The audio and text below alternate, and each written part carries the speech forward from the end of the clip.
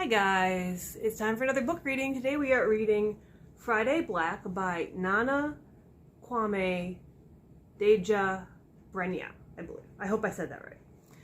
I looked up a video and everything. So there will be a reading in this. There might be some mild spoilers, so scroll if you gotta scroll. I would love you to stay, but if you gotta go, you know what I mean?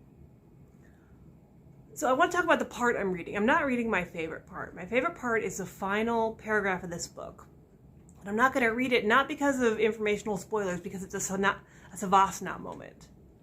So if you don't know what Savasana is, it's a pose in yoga, and I don't really do yoga, but it's a pose in yoga where you just lay on the floor. But the reason that Savasana is so meaningful is because of the journey that you took to get to Savasana. So it's all of the stretching and the straining and the learning and the growing that you did in your yoga class before Savasana that makes that pose so good. So that's why I'm not going to read my favorite one to you, because I want you to have that Savasana moment when you read it. Are we ready to do a reading? Did you have time to scroll if you need to scroll? All right. The Spanish lady sifts through the pile trying to find the perfect shirt. When she finally does grab a shirt she likes, you can see she's pleased from the way she glides to the register. She's going to make somebody happy.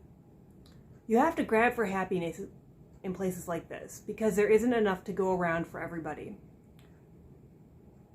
Working retail is never going to be the armed services or the police or anything. It's a job at least. It could be worse. Everywhere is different. Some places people eat alcohol-infused chocolate-covered strawberries. Other places, everything tastes like cholera. The idea is that even in nothing jobs like this, you need to think of ways you might really be helping someone, or you could end up a Lucy. So this is a book I'm just going to really encourage everybody to read. I mean, I don't read books on here I don't want people to read. It seems like I only do high scores, but if it's not something I wouldn't give a high score, then I don't review it, because I'm not spending my time telling people about subpar books. So I do a lot of reading and quoting before I get to books that I actually review. But this is a meditation in effort and results, and it's so informative as to the Black experience, about how aware. There's one book that just talks about the level of Blackness that the child is portraying. That was just such an interesting chapter to me, about how aware that child was of that.